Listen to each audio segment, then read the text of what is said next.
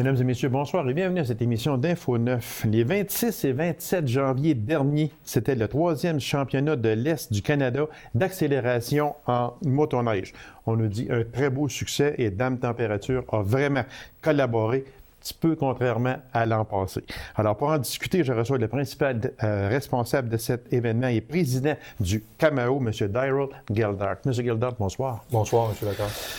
Monsieur Geldart, merci d'avoir accepté cette invitation-là, parce que j'aime ça. On vous reçoit 2 fois avant l'événement. Vous venez un petit peu le présenter, qu'est-ce qui va se passer, puis après ça, vous revenez donner le programme complet. Mais on aime vous recevoir après aussi, à savoir si ça a bien été, si les coureurs ont été satisfaits, parce qu'en fin de compte, c'est ça aussi qui est important.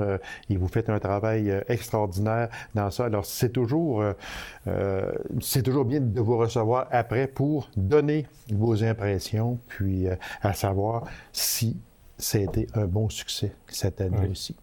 Ah, ça a été, d'après moi, en tout cas, ça a été un bon succès. Tout le monde était content. Ça s'est bien déroulé. Oui. On est très content du déroulement. On a réussi à partir à l'heure avec le changement qu'on avait fait de faire les inspections jusqu'à le vendredi soir. Ça, c'est un gros changement majeur et positif. Majeur, et ça le prenait. Les spectateurs, on avait beaucoup de commentaires que ça partait pas à l'heure, ça respectait pas l'horaire. Ça, c'est un peu difficile. Puis, c'est difficile. Le monde, je sais pas s'il le réalise, mais c'est très difficile. Les gars, ils arrivent, des fois, ils s'inscrivent à la dernière minute. Oui, Ils ont réussi à amener leur machine à point pour s'inscrire. Mais là, en le faisant tout le vendredi soir, on a inspecté des machines, je crois, jusqu'à 11h30 ou minuit le soir. OK. Donc, samedi matin, on était prêt à décoller. Ça, c'est un gros plus, oui, justement, parce que vous en aviez parlé quand vous êtes venu là, avant les épreuves. Puis, c'était un changement majeur que vous disiez, parce que les gens, les autres années, disaient, bien, c'est pas à l'heure, ça prend du temps à inspecter les machines. C'est sûr qu'il faut que les machines soient inspectées, c'est obligatoire. Obligatoire. Puis, les gens, bien, s'il pouvait y avoir un changement, ça serait mieux parce que on prend du retard beaucoup. Les gens qui s'attendaient à telle course vers 2 heures, la course était à 3 heures ou 3 heures et quart. Fait que c'était un petit peu... Fait qu'avec ce nouveau principe-là, à ce moment-là, c'était très bien. Ah oui, ça a été bien. Puis je crois que, en tout cas, si on décide d'en faire un 4e, un 5e, un 6e, cette formule-là ne changera pas. Elle va rester telle qu'elle. Parce que ça permet aux coureurs et ça permet à l'organisation d'être à l'heure. Ça, c'est que le samedi matin, à la place de se courir comme des poules, on court plus. C'est ça. On sait que tout est fait. Il reste juste à enligner notre journée un peu. Mais on est capable de respecter l'horaire amplement. Oui, parce que l'horaire a été bien respecté, puis les gens en parlaient aussi, puis ils disaient que c'était important. Ils disaient enfin, on peut suivre là, puis on peut s'en aller si la course, tel CC était annoncé pour telle heure, mais elle était à cette heure-là, et non pas 1 heure ou 1 heure et demie après. Ouais. Donc, c'est un changement très positif. On parle d'environ entre 3 et 4 000 spectateurs au cours de la fin de semaine. Oui. Ça vous satisfait? Oui, c'est satisfaisant. On s'attendait à en avoir un peu plus avec tout ce qu'on avait rajouté puis les modifications qu'on avait fait à la programmation justement pour partir à l'heure. On est satisfait, mais on est un peu déçus en même temps. Oui. On s'attendait à plus que ça. Mais dans le fond de tout, ça a été quand même bien. C'est quoi qui fait que... C'est sûr que c'était la 3e édition, les 2 autres éditions d'avant, si on se reporte en janvier 2012, c'était du moins 40, puis du moins 40, et presque moins 40, ou moins 42. En 2011. En 2011, excusez-moi. En 2011, oui. 2012, on a eu une belle température. Oui, c'est ça, exactement. C'était la neige qui manquait une semaine avant. Oui, exactement. Puis c'est là que M. Geldart a eu peur un peu. Mais c'est ça. On s'est proche de manquer de neige. L'année d'avant, beaucoup trop froid. Ouais. Mais il me semble que cette année, la température était vraiment La température était vraiment sur notre bord cette année. Comme l'année passée, la température, l'ambiance au point de vue... la température thermomètre, la journée, les 2 journées de course, c'était super plaisant pour tout le monde. Oui. Autant les coureurs que les compétiteurs et les organisateurs qui sont dehors. Mais oui, c'est sûr, exactement. C'est sûr que c'est pas mal meilleur qu'en 2011 avec un moins 40. Ah oui, c'était terrible. Donc, on se demande un peu pourquoi les gens n'étaient pas là. L'idéal, ce serait quoi? Environ 5 000 personnes? C'est un peu ce que... 5 à 6 000 personnes serait l'idéal pour un événement de ce temps-là, de cette envergure-là. Ça le prend. Des événements de même, ça coûte de l'argent à faire. S'il n'y a aucun argent qui va dans les poches à personne. Voilà, c'est sûr. Et puis, c'est juste pour couvrir le budget que ça coûte pour faire tout ce qu'on fait. Puis quand on parle du prix d'entrée pour la fin de semaine... 5 $ par jour. C'est vraiment pas C'est loin cher. des 15, 20 puis 25 $ qu'on voit charger ailleurs. Là, c'est 5 $. C'est 5 pour puis là, on se dit, si on monte le prix d'entrée, vu qu'on a moins de monde, ben on va reperdre du monde encore. Fait qu'on aime autant rester à 5 $ par jour. Exactement. Dans les inscriptions, on parle de 237 inscriptions. 247. 247. Un peu plus précis. 247. On parle de 110 ou 112 équipes. Oui, 110, 112 équipes environ. Est-ce que c'était dans la visée du... C'était dans la visée. On visait, c'est sûr, on pensait de pogner plus que ça.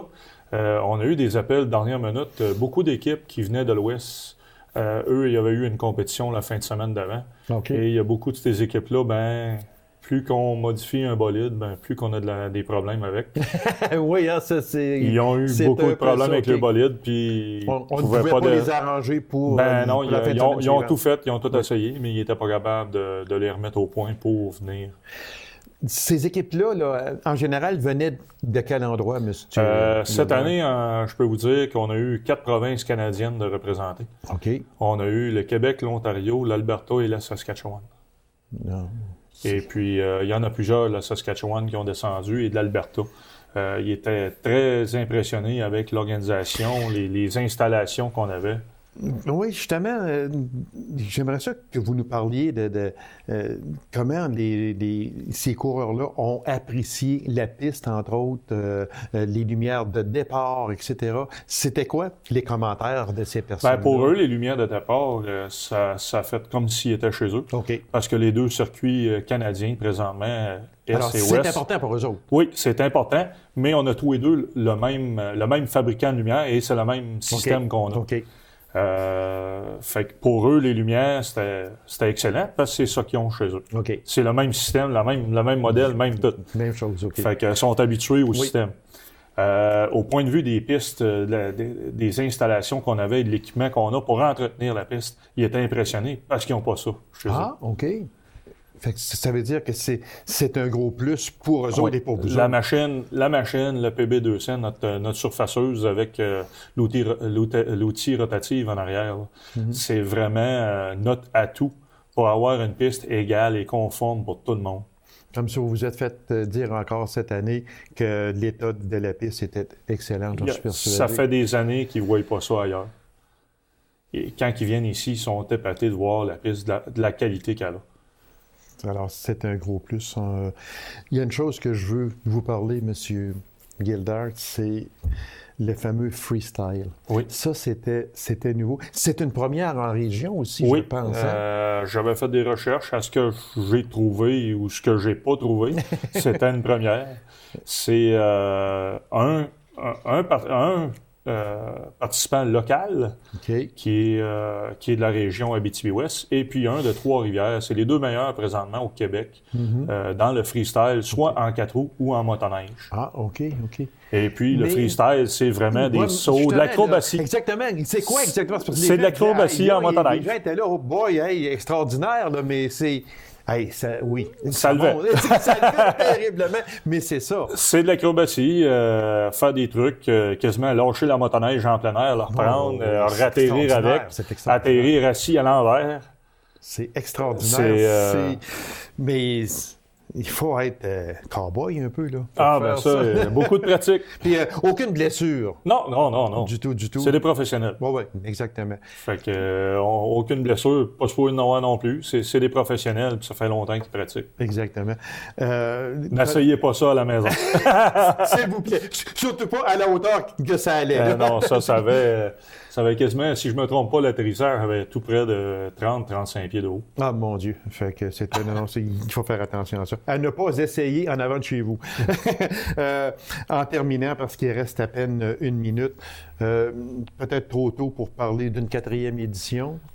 Trop tôt un peu, oui. Oui. On y songe. On attend d'avoir tous les décomptes finales monétaires pour faire sûr que tout arrive. Parce que ça coûte quand même cher. Non, ça coûte très cher. Le budget, un budget quasiment de 100 000 pour faire l'événement. Donc, c'est un peu trop tôt. Puis on attend l'engagement aussi de principales sources, donc des financements. Oui, de financement s'ils veulent avoir une 4e édition en place. Peut-être 30 secondes pour des remerciements. Un gros merci à tous les spectateurs, les compétiteurs, les bénévoles qui ont participé cette fin de semaine-là. Je vous dis que c'est la première année que j'ai eu autant de bénévoles et puis on n'a pas eu besoin de courir. Tout le monde avait un petit travail à faire. Personne n'a couru, puis ça a été grandement apprécié. Monsieur Gildart, merci infiniment. Félicitations à vous et à toute l'équipe aussi, parce que c'est vraiment une très grosse organisation. Puis, on souhaite honnêtement et sincèrement une 4e édition. Bien, on espère aussi. On va attendre de voir les décomptes. Merci beaucoup, Monsieur Gildart. Merci, bonne soirée. Merci bien. Alors, courte pause, mesdames et messieurs, et on vous revient immédiatement après. Restez avec nous.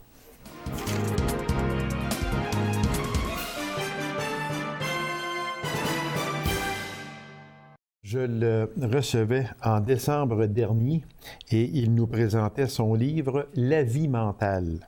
Il nous revient à mon invitation à nouveau pour nous parler de sa décoration de la médaille du jubilé de diamant de la reine Élisabeth II, mesdames et messieurs, du REDAT, M. Jean-François Delisle-Roy. Monsieur Roy, bonsoir. Bonsoir. Merci d'avoir accepté cette invitation-là une 2e fois et c'est toujours un grand plaisir que de vous recevoir, Monsieur Roy. Alors, première des choses, toutes nos félicitations pour ce grand honneur. Est-ce qu'on peut appeler ça un très grand honneur que de recevoir une telle médaille? Est-ce que c'est une fierté pour vous? Oh oui. Ben, moi, c'est pour mon emploi comme au REDAT, le poste de paradent que j'ai, pour aider les gens en santé mentale au rétablissement. Oui, exactement. C'est pour ça que j'ai eu la médaille. Et ce qui a été fantastique aussi, c'est que je suis allé à Ottawa la chercher. Comment vous avez...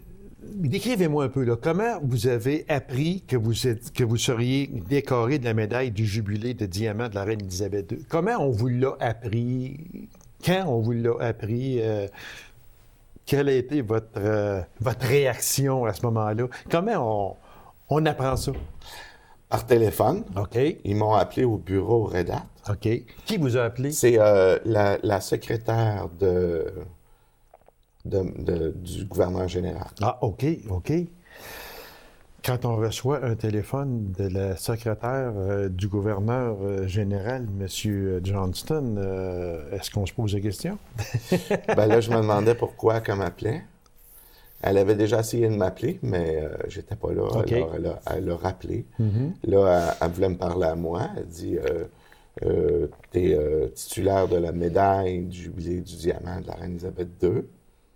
Là, je me demandais, je me suis dit, c'est quoi? C'est une farce ou bien non? Si c'est... Ben oui. Là, elle dit, je vous invite à venir à Ottawa pour la recevoir.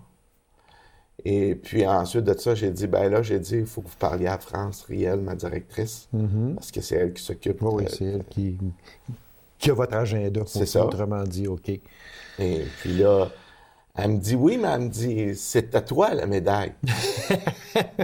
Mais là, j'ai dit oui, mais j'ai dit, il faut que vous parliez à France quand même, parce que, bon, elle s'occupe de mes affaires comme ça. OK. Fait qu'à un moment donné, on a décidé d'aller à Ottawa la chercher.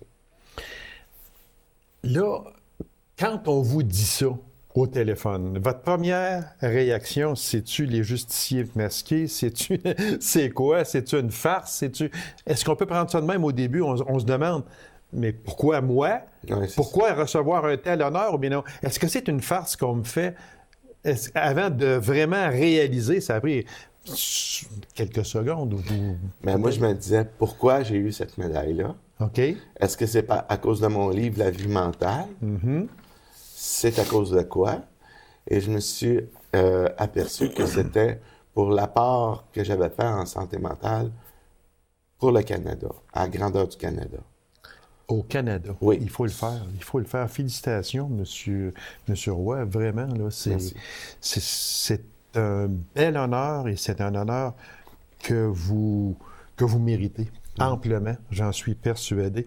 On va ici le montrer à l'écran. Peut-être demander à Steven de venir chercher un gros plan. Quelle est cette distinction-là exactement? Est-ce qu'on voulait expliquer? C'est parce que c'est une distinction, c'est le jubilé? C'est le jubilé. Ils ont décidé, par rapport au règne de la reine Élisabeth II, que ça fait 60 ans qu'elle est sur le trône. Oui, exactement. Donc là, ils ont décidé de remettre des médailles honorifiques à ceux qui ont fait des grandes choses pour leur pays. Est-ce que c'est une mise en candidature? Qui a déposé votre nom, si c'est une mise en candidature? Comment on vous a... comment votre nom est venu Je là? ne sais pas. Je ne sais pas. Mais moi, il y a une chose peut-être, Monsieur Roy, c'est que en septembre dernier, vous avez jasé une dizaine de minutes avec Mme Sharon Johnston. Oui. OK?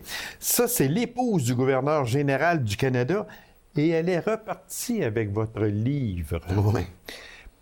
De un, c'est un honneur que de jaser avec une personnalité comme elle. Et deuxièmement, de repartir avec votre livre, c'est aussi un grand honneur qu'elle vous a fait. Est-ce que ça peut avoir une incidence, les deux événements? C'est dur à dire. Mais moi, je pense que oui. Mais en réalité, je peux pas vraiment le savoir. Mais ce que je sais, c'est qu'il y a quelqu'un, quelque part, qui a su que j'avais un poste de parrain. Parce que c'est en aidant les gens en santé mentale à se rétablir. Quand j'ai été à Ottawa, que je me suis levé, puis que je me suis mis à côté du monsieur qui était là, bien là, c'est ça qu'elle a dit, la madame. Elle a dit pour avoir aidé les gens à se rétablir. On vous le dit pas. Qui a déposé votre candidature, si candidature il y a? On vous dit pas non plus comment. On vous dit le pourquoi qu'on vous honore, c'est sûr, mais on ne vous dit pas. Bien, on a eu votre nom de, etc. Ça, on ne vous dit pas ça. Non. Ça reste caché. Peut-être que si je voudrais le savoir, je pourrais le savoir. Mais oui, justement. Mais l'honneur est là. Vous la méritez à 100%. Félicitations à vous parce que vous faites un travail extraordinaire. Moi, je le sais. Votre livre, on va en parler un petit peu plus tard, de la vie mentale. On l'a présenté ici à cette émission, qui est en réédition encore. Puis bon, félicitations encore une fois à vous parce que quand on regarde ce livre-là, quand on le lit, on s'aperçoit que, mon Dieu, qu'il y a des choses à faire puis qu'il y a des personnes qui ont souffert déjà, énormément. Et vous êtes une personne qui avait souffert déjà. Puis je vous vois aujourd'hui avec un livre que l'on parle, que j'ai ici dans mes notes, qu'il y a des exemplaires qui se trouvent dans tous les CSS du Québec. Ça, c'est important de le dire. Se trouvent au Canada, aux États-Unis, dans certains pays d'Afrique et même au Japon. Ça, c'est un petit gars de chez nous qui a fait ça. C'est tout un honneur et cette médaille-là, vous ne l'avez pas volée, loin de là, M. Roy, et je vous en féliciterai jamais assez. Moi, je m'attendais pas à ce que la vie mentale prendrait de l'ampleur comme ça. Je pensais que ça resterait plus dans la région.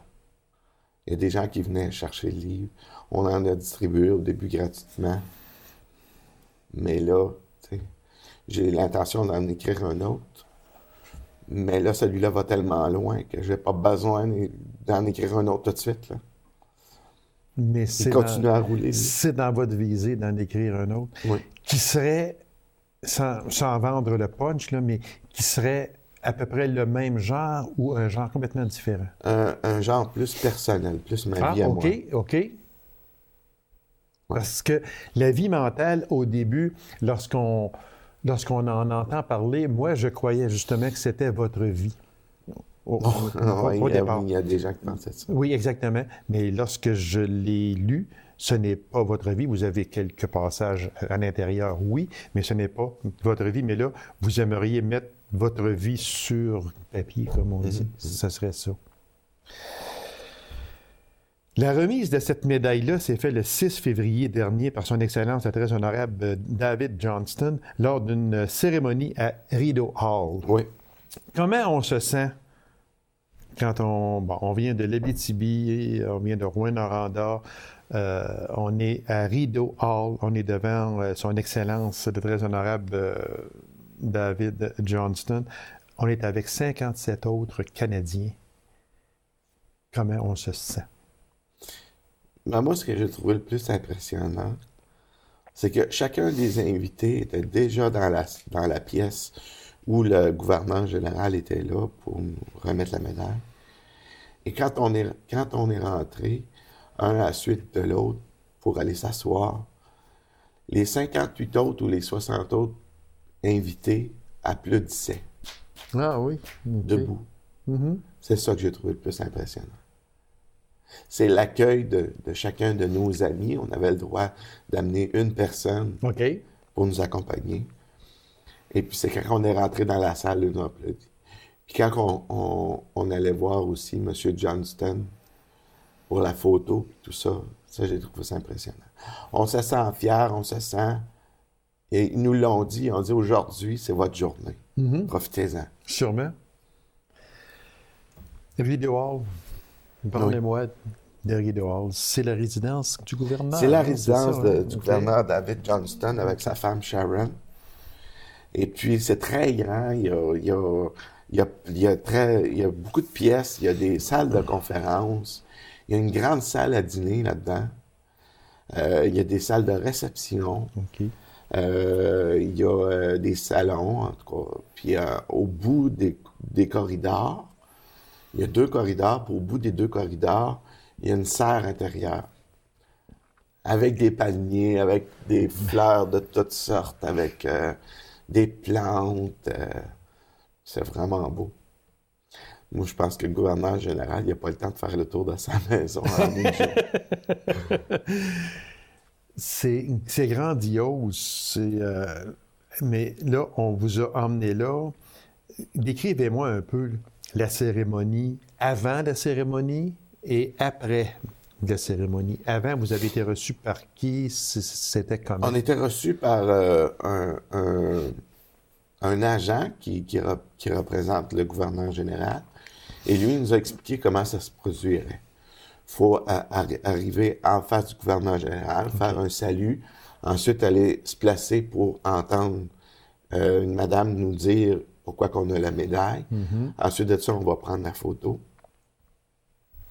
Et puis, il nous accroche la médaille avec un petit support. Là, il nous accroche la médaille là. Mm-hmm. Et il y a la photo. Et M. Johnston me dit personnellement, Jean-François porte cette médaille avec fierté. Et après? C'est très émouvant. Oui, sûrement. Après, sûrement. il y a une réception. OK. Un goûter. OK. Avec des jus. Puis Mm-hmm. Pas de boisson? Non. Je lisais dans mes notes, M. Roy, que vous avez apprécié votre psychiatre qui vous a dit que c'était normal de vivre un tel high et que ça n'a rien à voir avec une phase bipolaire. Ça, c'est encourageant de se faire dire ça. Parce que là, vous étiez, comme on dit, parce que quand on parle de bipolarité, on sait très bien ce que c'est, autant de bas que de haut. Là, vous étiez dans un, comme on dit, dans un high terrible, mais ce n'était pas dû à votre Non, ça m'a fait du bien quand il m'a dit ça.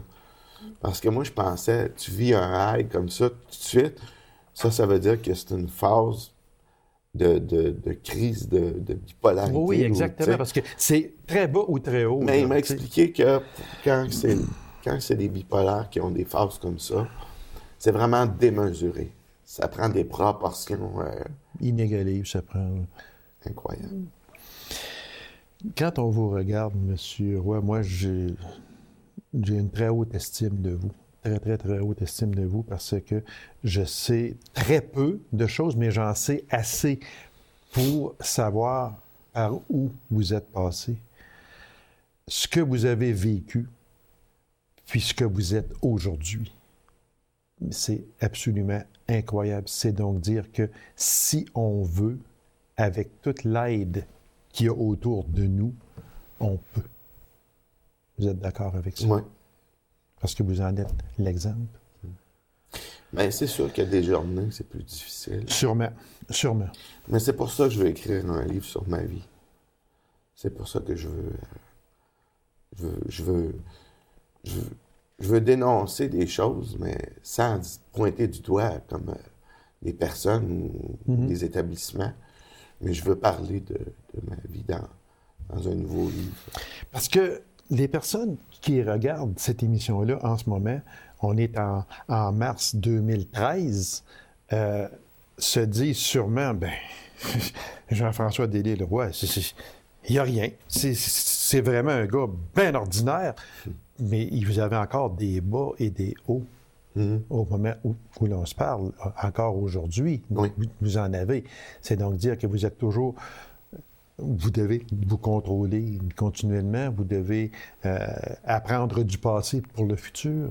C'est ça? Je prends ma médication régulièrement aussi. Régulièrement.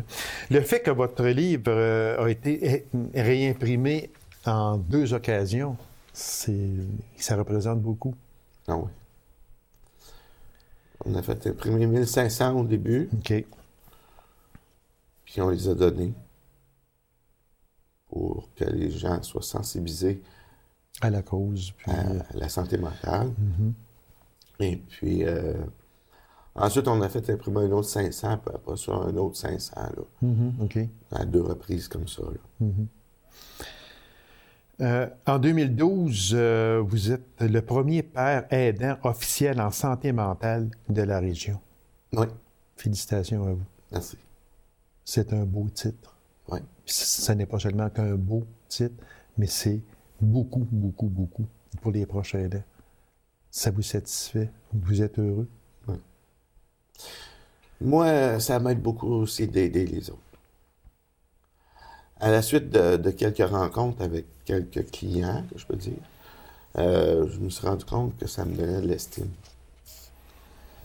Puis avec mon acharnement pour le rétablissement des gens comme ça, ça permet d'avancer puis de cheminer avec les personnes. Puis, tu sais, il y a une madame qui m'a dit dernièrement, elle dit, des fois ça va bien.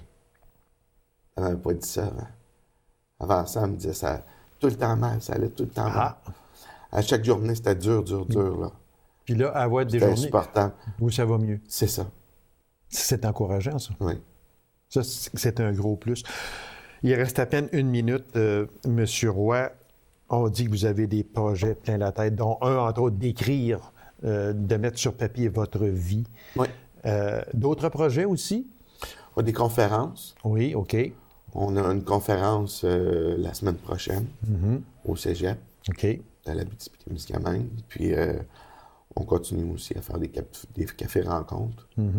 Au mois d'avril, on a un café-rencontre aussi.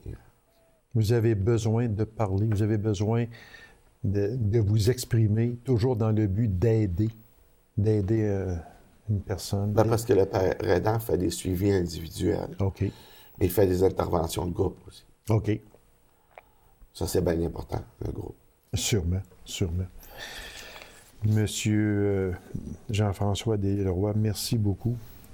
Félicitations à vous pour cette médaille du jubilé de diamant de la reine Élisabeth II.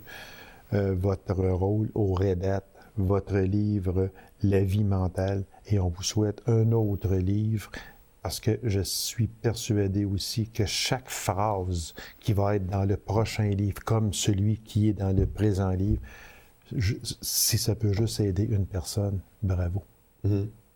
Merci beaucoup, Monsieur Roy, et continuez votre excellent travail, et je vous souhaite toute la santé possible. Merci. C'est moi qui vous remercie. Alors, mesdames et messieurs, merci d'avoir été là. On se donne rendez-vous à une prochaine émission d'Info 9. Au revoir.